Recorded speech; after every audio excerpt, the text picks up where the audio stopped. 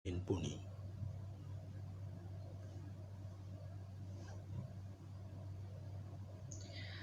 Salam jemaat yang terkasih, pada minggu ke-23 sesudah Pentakosta tanggal 8 November ini, mari kita bersaat teduh menghadapnya dengan hati yang tulus.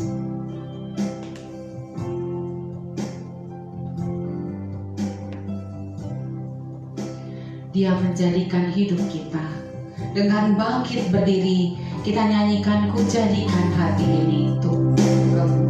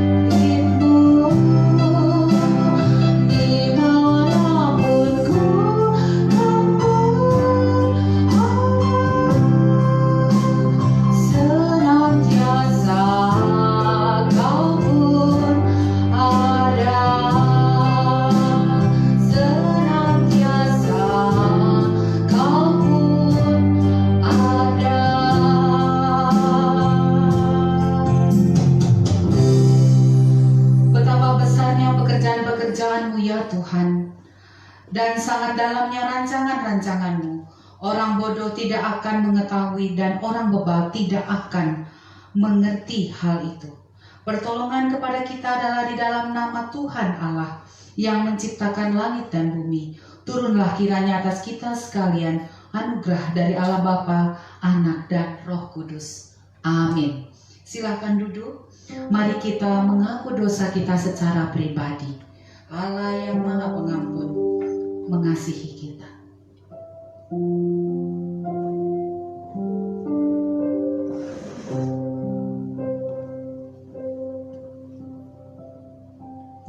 Mari kita berdoa bersama-sama. Bapa kami yang di surga, dengan kasih-Mu Engkau telah menjadikan kami, dan dengan kasih-Mu Engkau telah menjaga kami, dan dengan kasih-Mu Engkau juga hendak menjadikan kami sempurna. Dengan rendah hati kami mengaku bahwa kami tidak mengasihi-Mu dengan segenap hati, roh, jiwa, dan seluruh tenaga kami. Kami juga tidak mengasihi sesama kami manusia, sebagaimana Kristus telah mengasihi kami. Memang Engkau di dalam kami, tetapi nafsu kami telah membuat kami lupa akan kehendak-Mu. Ampunkan kami Bapa, dan tolonglah kami agar kami bertobat dari dosa-dosa kami dan dari hidup kami yang salah itu. Pimpinlah kami dengan Roh-Mu agar kami dapat bertobat, agar kami dapat berlaku seperti yang Engkau kehendaki, sehingga kami dapat masuk ke dalam kemuliaan yang sempurna daripada ciptaan-Mu, demi Yesus Kristus Tuhan kami. Amin. Firman penyegar iman dari Roma 10 ayat 9 dan 10. Sebab jika kamu mengaku dengan mulutmu bahwa Yesus adalah Tuhan, dan percaya dalam hatimu bahwa Allah telah membangkitkan Dia dari antara orang mati, maka kamu akan diselamatkan. Karena dengan hati orang percaya dan dibenarkan, dan dengan mulut orang mengaku dan diselamatkan. Mari kita doa. Bapa kami, Bapa kami yang di surga, dikuduskanlah nama-Mu, datanglah kerajaan-Mu, jadilah kehendak-Mu di bumi seperti di surga. Berilah kami pada hari ini makanan kami yang secukupnya, dan ampunilah kami akan kesalahan kami, seperti kami mengampuni orang bersalah kepada kami. Dan jangan membawa kami ke dalam pencobaan, tetapi lepaskanlah kami daripada yang jahat. Karena Engkau yang punya kerajaan dan kuasa dan kemuliaan sampai selama-lamanya. Amin. Aku Aku milikmu dengan suaramu menyatakan kasih-Mu. Aku rindukan iman yang sungguh agar maju padamu. Panggil aku, panggil ya Tuhan pada salib Kalvari. Panggil aku, panggil ya Tuhan pada rusuk terluka. Sucikan aku jadi hamba-Mu dengan kuasa kasih-Mu, agar jiwaku tetap menuju dan berharap padamu. Panggil aku, panggil ya Tuhan pada salib Kalvari. Panggil aku, panggil ya Tuhan pada rusuk terluka. Ku rasa tenang, ku rasa teduh di hadapan tahta-Mu. Ku bersujudlah dalam doaku, bersekutu denganmu. Panggil aku, panggil ya Tuhan pada salib Kalvari. Panggil aku, panggil ya Tuhan pada rusuk terluka. Dalam dunia tak seutuhnya ku hayati kasih-Mu. Sukacita pun baru sempurna bila ku beserta-Mu. Panggil aku, panggil ya Tuhan pada salib Kalvari. Panggil aku, panggil ya Tuhan pada rusuk terluka. Amin. Responsoria diambil dari Mazmur 90 ayat 1 sampai 6, 16, 13 sampai 17. Doa Musa abdi Allah, Tuhan, Engkaulah tempat perteduhan kami turun-temurun. Sebelum gunung-gunung dilahirkan dan bumi dan dunia diperanahkan, bahkan dari selama-lamanya sampai selama-lamanya, Engkaulah Allah. Engkau mengembalikan manusia kepada debu dan berkata, kembalilah, hai anak-anak manusia. Sebab di mata-Mu 1000 tahun sama seperti hari kemarin, apabila berlalu, atau seperti suatu giliran jaga di waktu malam. Engkau menghanyutkan manusia mereka seperti mimpi, seperti rumput yang bertumbuh. Di waktu pagi berkembang dan bertumbuh, di waktu petang melisut dan layu. Kembalilah ya Tuhan, berapa lama lagi, dan sayangilah hamba-hamba-Mu. Kenyangkanlah kami di waktu pagi dengan kasih setia-Mu, supaya kami bersorak-sorai dan bersukacita semasa hari-hari kami. Buatlah kami bersukacita seimbang dengan hari-hari Engkau menindas kami, seimbang dengan tahun-tahun kami mengalami celaka. Biarlah kelihatan kepada hamba-hamba-Mu perbuatan-Mu dan semarak-Mu kepada anak-anak mereka. Kiranya kemurahan Tuhan Allah kami atas kami, dan teguhkanlah perbuatan tangan kami. Ya, perbuatan tangan kami, teguhkanlah itu.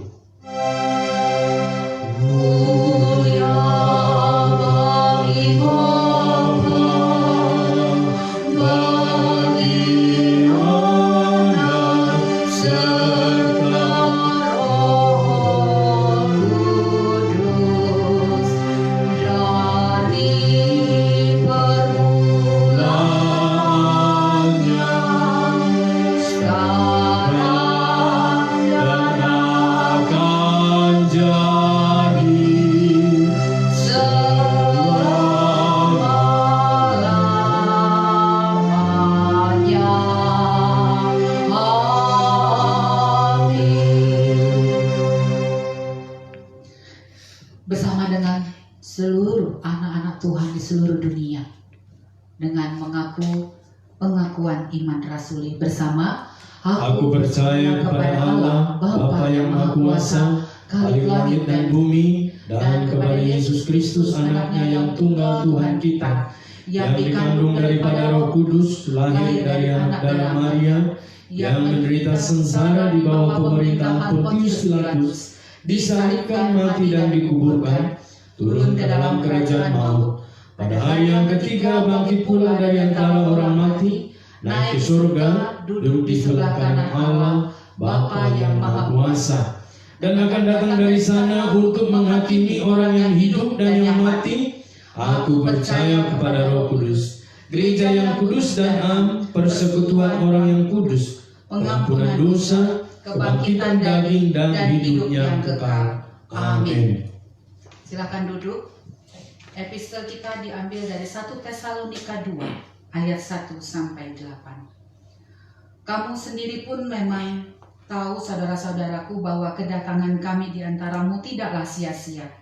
Tetapi sungguh pun kami sebelumnya, seperti kamu tahu, telah dianiaya dan dihina di Filipi. Namun dengan pertolongan Allah kita, kami beroleh keberanian untuk memberitakan Injil Allah kepada kamu dalam perjuangan yang berat.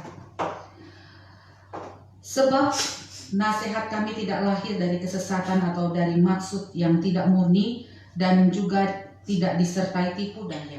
Sebaliknya, karena Allah telah menganggap kami layak untuk mempercayakan Injil kepada kami. Karena itulah kami berbicara bukan untuk menyukakan manusia, melainkan untuk menyukakan Allah yang menguji hati kami. Karena kami tidak pernah bermulut manis, hal itu kamu ketahui, dan tidak pernah mempunyai maksud loba yang tersembunyi. Allah adalah saksi.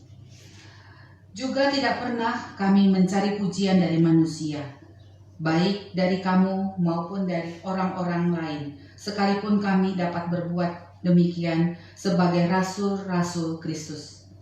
Tetapi kami berlaku ramah di antara kamu, sama seperti seorang ibu mengasuh dan merawati anaknya.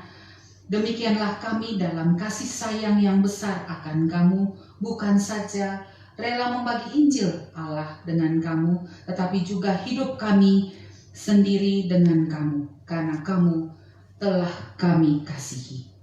Berbahagialah setiap orang yang mendengarkan firman Tuhan, serta melakukannya dalam kehidupannya sehari-hari. Amin. Kita akan mendengarkan warta jemaat. Pimpinan jemaat, pengurus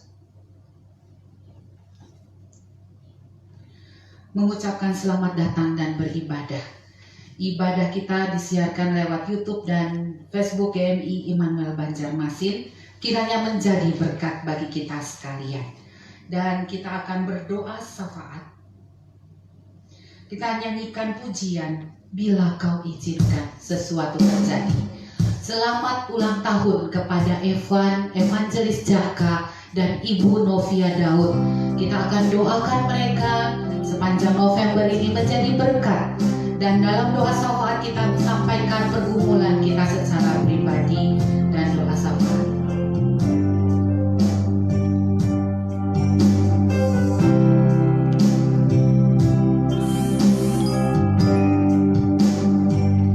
Bila kau izinkan sesuatu terjadi,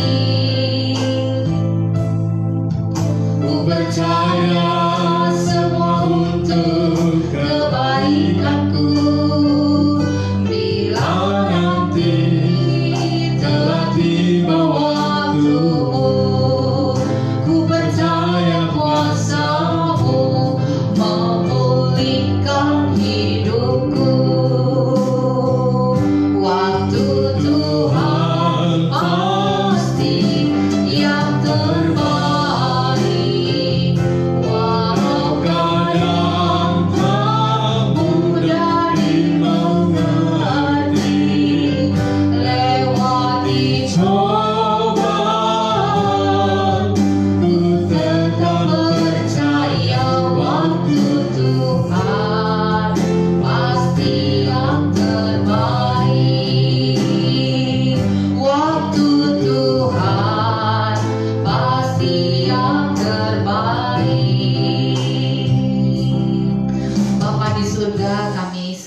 dengarkan doa kami secara pribadi.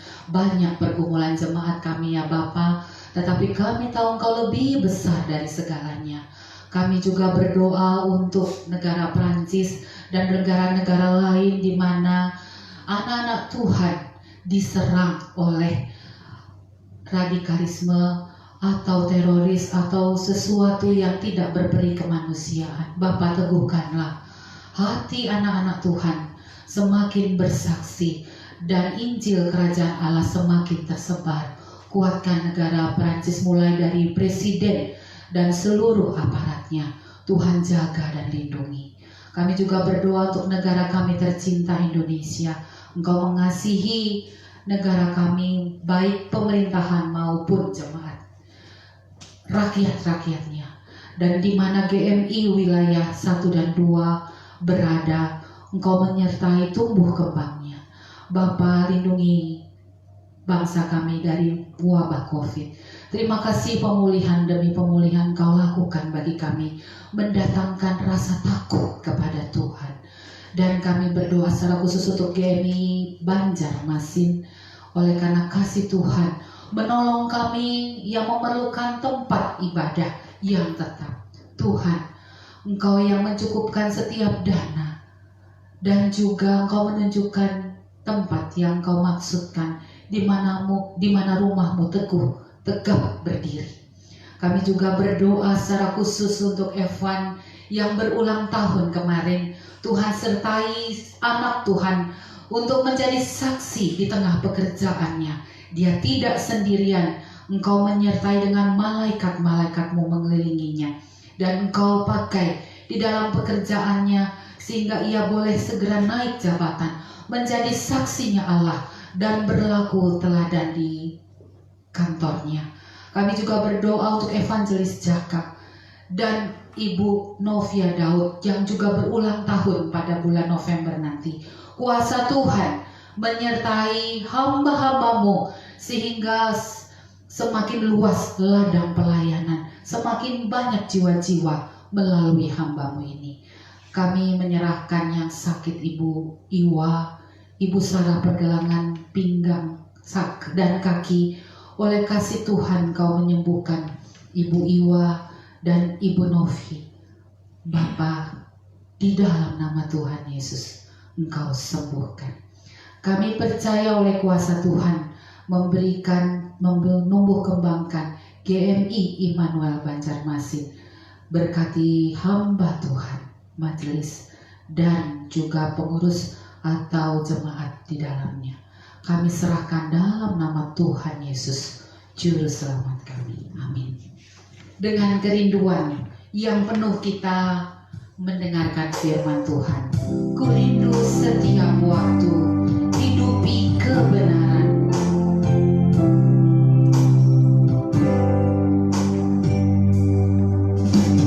Ku rindu setiap waktu hidupi kebenaran-Mu, bukan dengan kuatku, namun karena Roh-Mu. Yesus, Kau yang ku pegang teguh. Engkaulah Tuhan,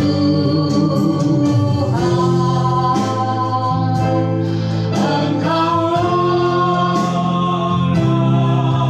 Raja, berdaulat atas hidupku. Ku percaya penuh, ku berserah penuh.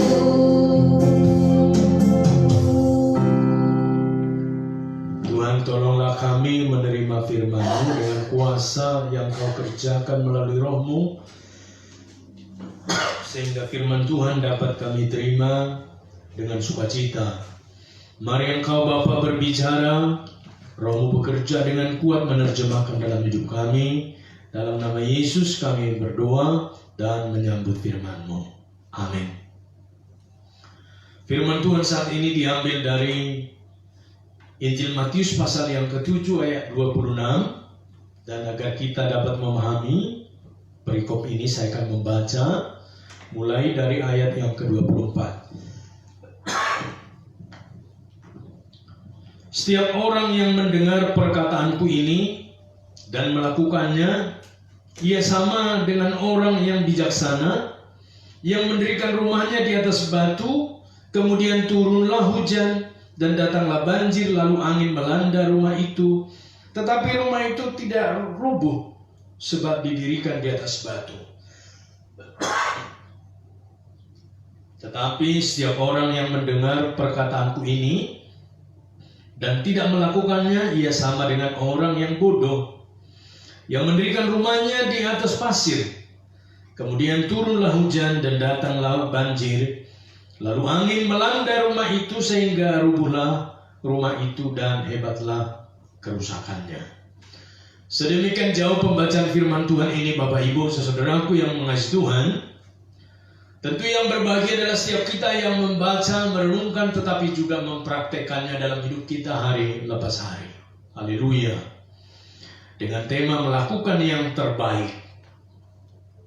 Nats ini mengajarkan kita tentang 3 hal, yaitu menerima Tuhan, menerima firman Tuhan, menerima segala atributnya yang diberitakan atau dibaca atau disampaikan dengan lemah lembut.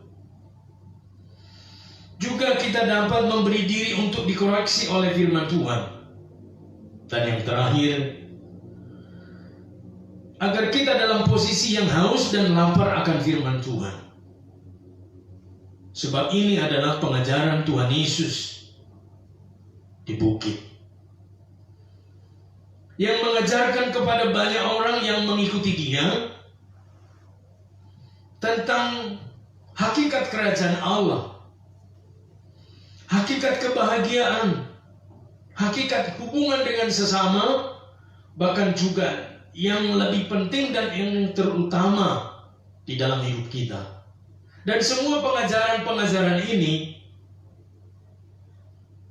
ditutup oleh Tuhan Yesus dengan penjelasan akan akhir dari pendengar firman-Nya, yaitu orang yang mendengar firman Tuhan tetapi melakukannya, ayat 24 dan 25 tadi, atau orang yang mendengar firman Tuhan tetapi tidak mempraktekannya, ayat 26 dan 27. Dan semua respon ini diumpamakan oleh Tuhan Yesus seperti orang yang mendirikan rumah. Dalam konteks Timur Tengah, orang yang mendirikan rumah di atas pasir atau mendirikan rumah di atas batu. Nah, dari kedua model mendirikan rumah tersebut, Bapak Ibu saudaraku, gambaran tentang kita mendirikan atau menerima segala sabda firman Tuhan. Kita konstruksikan dalam hidup kita seperti kita membangun rumah di atas batu, atau kita konstruksikan dalam hidup kita seperti kita membangun rumah di atas pasir. Keduanya sangat berbeda jauh. Bapak Ibu, dalam konteks Timur Tengah, membangun rumah itu pasti dengan kontur tanah yang berpasir dan berbatu. Orang pasti mengeruk pasir sampai dengan bertemu batu. Seberapa jauh, seberapa dalam pasir yang digeruk berarti membutuhkan pengorbanan, keringat, dan perjuangan. Lalu tidak berhenti sampai dengan mengeluarkan pasir itu dan bertemu batu, tetapi mencari batu-batu lain, menimbun, menguruk dengan batu-batu itu kembali sampai naik ke permukaan. Bayangkan Bapak Ibu, berapa banyak batu yang harus ditaruh di sana sebagai fondasi.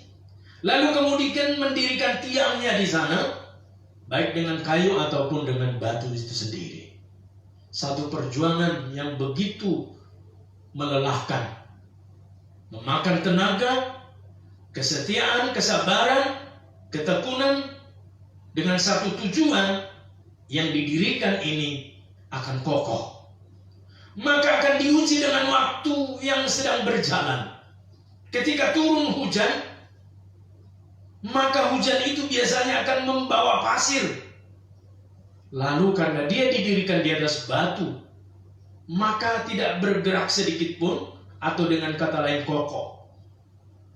Dengan kata lain, Bapak Ibu, bertahan sekalipun ada banjir dan angin yang melanda. Dan itu sudah teruji rumah-rumah di Timur Tengah, Bapak Ibu.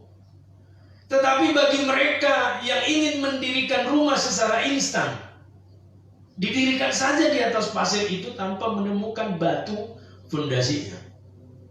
Memang tidak membutuhkan kerja keras, tidak membutuhkan kelelahan, tidak membutuhkan keringat, tidak membutuhkan segala yang berkaitan dengan ketekunan dan kesabaran.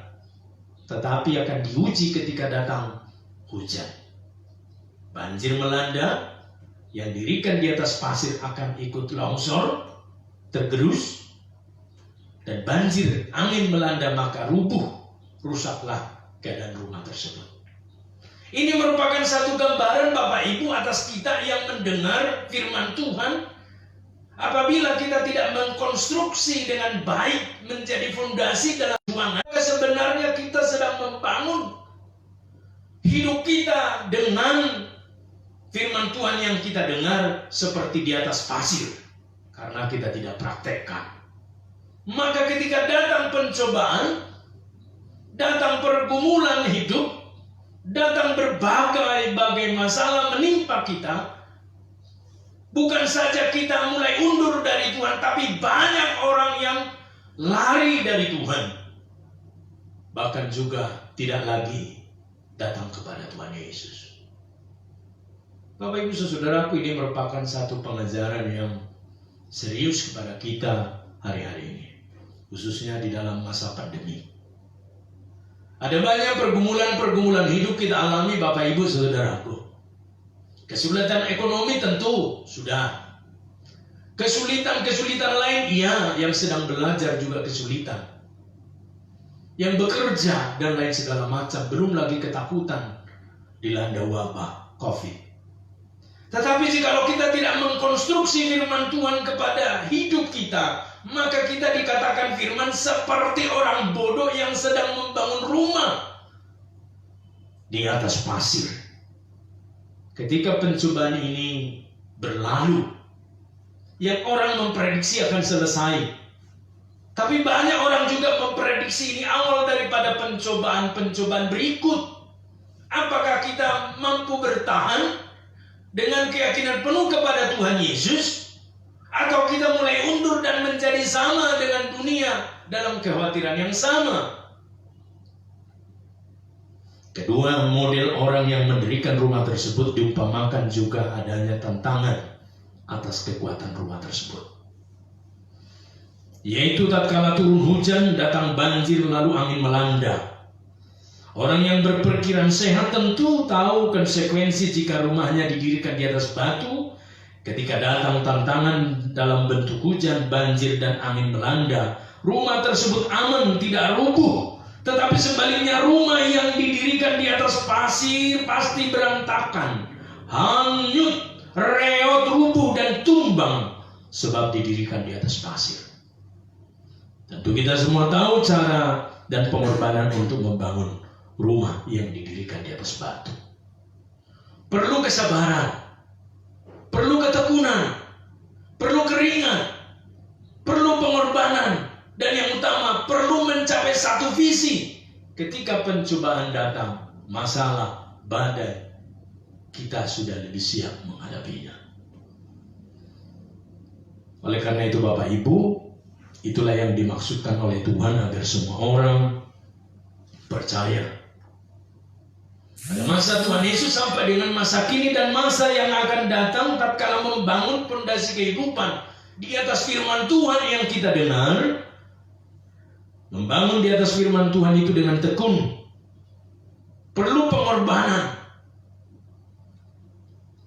Sekalipun ada tantangan dan rintangan, tetapi tetap mempraktekannya, atau kita melakukannya dengan ketekunan.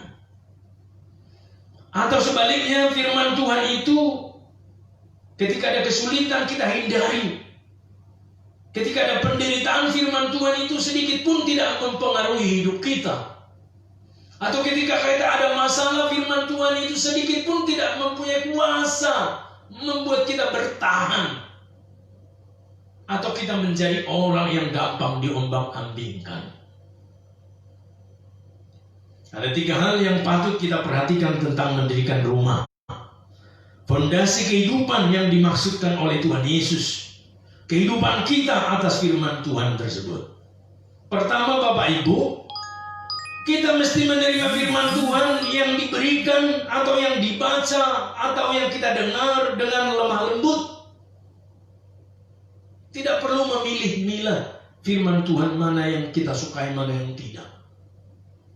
Sebab semua firman Tuhan ini pasti mempunyai satu kebaikan kepada kita. Di dalam Yakobus 1 ayat 21 disebutkan, sebab itu buanglah segala sesuatu yang kotor dan kejahatan yang begitu banyak itu, dan terimalah dengan lemah lembut firman yang tertanam di dalam hatimu, yang berkuasa menyelamatkan jiwamu. Terimalah dengan lemah lembut firman yang tertanam di dalam hatimu. Artinya Bapak Ibu saudaraku, ketika firman disampaikan, kita tidak perlu mengkritik, kita tidak perlu oposisi, kita tidak perlu membahas-bahas itu secara pengetahuan yang tidak ada manfaatnya. Tapi coba kita aminkan dan mencoba untuk merenungkan, melakukannya. Teramat banyak hari ini Bapak Ibu saudaraku orang yang mengerti firman Tuhan, berdebat, berdialog, dan seterusnya, tetapi tumpul dalam melakukan firman Tuhan itu. Banyak orang yang tahu tentang persepuluhan, tapi sedikit mereka yang berani jujur setia persepuluhan. Banyak orang yang tahu ucapan syukur, tapi sedikit orang yang berani bersyukur dengan tindakan nyata. Banyak orang yang tahu firman Tuhan menjelaskan ini berpuasa, tapi sedikit yang mempraktekkan berpuasa dan seterusnya. Artinya apa Bapak Ibu? Kita belum lemah lembut menerima firman Tuhan itu. Adakah kita ketika membaca firman Tuhan menangis? Adakah kita membaca firman Tuhan seperti digodam palu diri kita dengan kuat sebab kita membangkang di hadapan Tuhan? Hari-hari ini Bapak Ibu Saudara tidak dibutuhkan orang yang perlu banyak tahu firman Tuhan tapi nggak bisa mempraktekkan. Tuhan menginginkan kita mampu untuk mempraktekkan. Maka kita telah melakukan yang terbaik. Yang kedua, memberi diri dikoreksi oleh firman Tuhan. Manusia mengkoreksi sesama kita Bapak Ibu itu pasti relatif, subjektif. Tetapi firman Tuhan mengoreksi hidup kita itu ada manfaatnya, ada gunanya, dan lebih daripada itu menuntun kita. Ada 4 hal yang dikoreksi firman Tuhan dalam hidup kita Bapak Ibu. Menurut firman Tuhan dalam 2 Timotius 3:16. Segala tulisan atau firman yang direkamkan Allah memang bermanfaat untuk mengajar. Yang pertama, untuk menyatakan kesalahan. Yang kedua, untuk memperbaiki kelakuan. Ketiga, dan untuk mendidik orang dalam kebenaran. Ini yang keempat. Ada 4 hal yang dikoreksi firman Tuhan atas hidup kita. Apakah kita sudah menerima pengajaran yang sehat? Apakah kita sudah ditunjukkan kesalahan kita dan kita siap menerima itu sebagai satu kesalahan untuk pertobatan? Dan untuk memperbaiki kelakuan kita dalam kebenaran, serta mendidik orang di dalam firman Tuhan. Memberi diri dikoreksi tidak gampang Bapak Ibu. Oleh karena itu ketika firman Tuhan yang kita baca dan renungkan, yang disampaikan orang sampai kepada kita, kita mestinya berlutut dan berkata terima kasih. Tetapi acap kali dalam hidup kita Bapak Ibu, sesaban firman Tuhan yang tidak kita suka atau yang mengoreksi hidup kita, kita menghindar dan balik untuk menyerang yang menyampaikan itu. Tetapi orang yang sehat dan dewasa rohani, orang yang diinginkan Tuhan, yaitu membiarkan dirinya dikoreksi, diajar, dinyatakan kesalahannya, diperbaiki kelakuannya, dan dididik terus-menerus di dalam kebenaran. Ada banyak hari ini orang gak mau lagi menyendengkan telinga dan merendahkan hati untuk diajar, untuk dinyatakan kesalahan, diperbaiki kelakuannya, dan dididik di dalam kebenaran. Dan mereka sombong rohani, berkata, saya lebih rohani daripada saudara. Tetapi firman Tuhan berkata, siapapun kita, apapun jabatan kita di gereja, apapun pelayanan kita, dan seperti apa pangkat kekayaan kita, Bapak Ibu, firman Tuhan yang menjadi patokan kepada kita, menjadi satu acuan mengoreksi kita supaya kita di dalam pengajaran yang sehat, di dalam satu perbaikan dari kesalahan-kesalahan, di dalam memperbaiki kelakuan dan dibimbing oleh firman Tuhan, dan supaya kita mengalami kebenaran yang terus-menerus. Yang ketiga, haus dan lapar akan firman Tuhan.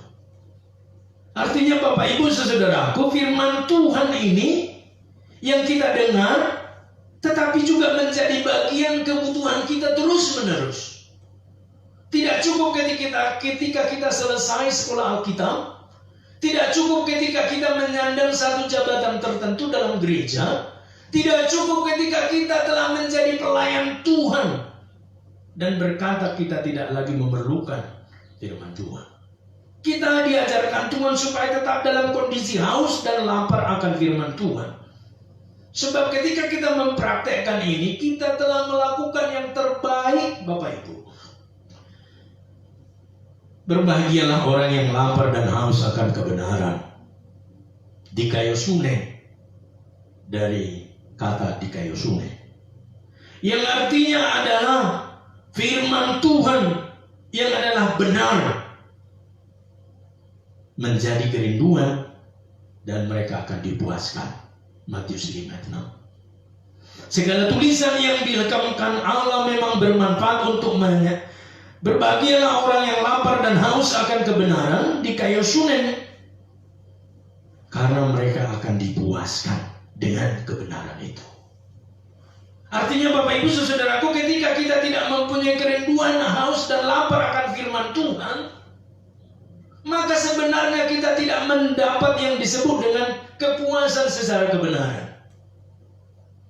Jadi Bapak Ibu saudaraku mengajarkan bahwa ketika kita ada spirit, semangat, haus dan lapar akan firman Tuhan, maka sebenarnya kita juga sudah mengalami pemuasan dahaga dan haus lapar akan firman Tuhan. Mendengar dan melakukan firman Tuhan itu adalah hal yang sama. Tidak cukup hanya sedang mendengar tetapi tidak melakukan, atau sebaliknya mencoba melakukan tetapi tidak dibekali dengan pendengaran yang baik, akhirnya bisa salah melakukan. Mendengar dan melakukan adalah dua hal yang sama. Mari kita belajar untuk mempraktekannya. Keserupaan setiap orang diukur dan ditandai dengan hidupnya dalam firman Tuhan. Tidak bisa kita terpisah dari firman Tuhan.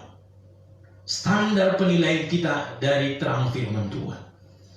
Mazmur 1 ayat 1-3. Berbahagialah orang yang tidak berjalan menurut nasihat orang fasik, yang tidak berdiri di jalan orang berdosa, dan yang tidak duduk dalam kumpulan pencemooh, tetapi yang kesukaannya ialah Taurat Tuhan, dan yang merenungkan Taurat itu siang dan malam. Ia seperti pohon yang ditanam di tepi aliran air, yang menghasilkan buahnya pada musimnya, dan yang tidak layu daunnya.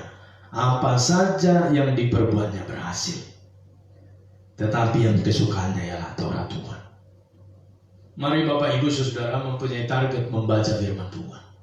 Tuhan menolong dan memperlengkapi kita menutup tahun ini dengan kita mempunyai tekad membaca firman Tuhan setiap hari, merenungkan dan mempraktekannya. Amin. Kita berdoa. Tuhan, terima kasih kami telah menerima sabda-Mu. Berkatilah Tuhan supaya firman-Mu mempunyai kekuatan yang baru bagi kami. Tolonglah kami Bapa, dalam nama Yesus kami berdoa. Amin. Kita akan mengumpulkan persembahan kita. Amsal 3 ayat 9 dan 10. Muliakanlah Tuhan dengan hartamu dan dengan hasil pertama dari segala penghasilanmu, maka lumbung-lumbungmu akan diisi penuh sampai melimpah-limpah dan bejana pemerahanmu akan meluap dengan air buah anggurnya. Kita mengumpulkan persembahan kita.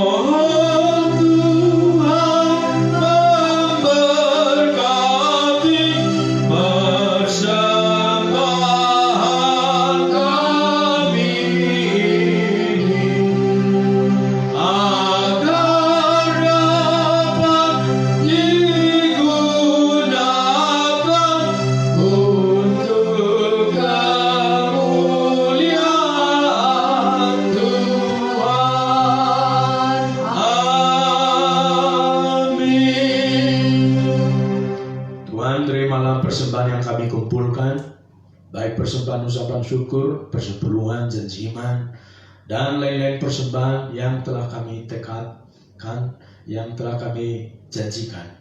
Tuhan, tolonglah agar semua persembahan kami menjadi dupa yang harum di hadapan-Mu, sebab kami mempersembahkan dengan hati yang tulus dan jujur. Kami percaya semua yang ada pada kami datangnya daripada-Mu. Engkau memberkati ya Tuhan. Terimalah persembahan kami, dalam nama Yesus kami berdoa dan kami mengucap syukur. Amin. Kepada Allah dipuji, serta kepada Al-Masih Roh Kudus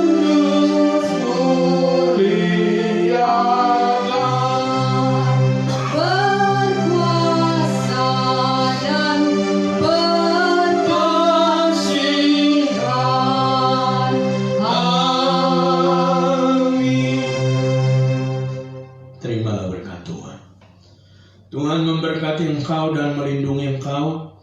Tuhan menyinari engkau dengan wajahnya dan memberi engkau kasih karunia. Tuhan menghadapkan wajahnya kepadamu dan memberi engkau damai sejahtera dari sekarang, besok, bahkan sampai selama-lamanya, sampai Yesus datang kedua kalinya. Amin. Amin.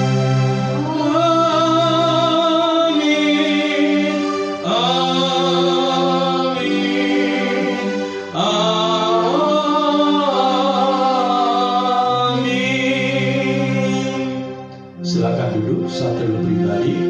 Ibadah kita selesai, Tuhan Yesus memberkati.